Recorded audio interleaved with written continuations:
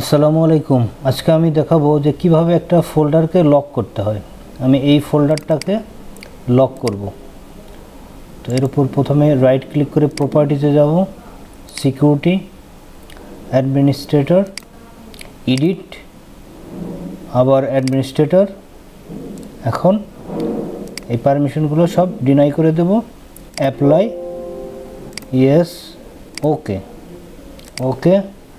এখন এই ফোল্ডার যদি আমরা খোলার চেষ্টা করি তাহলে এটা খুলবে না।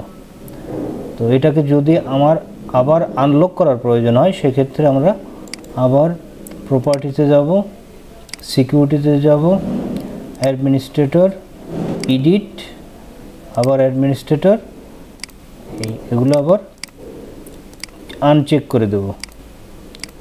ওকে, ওকে।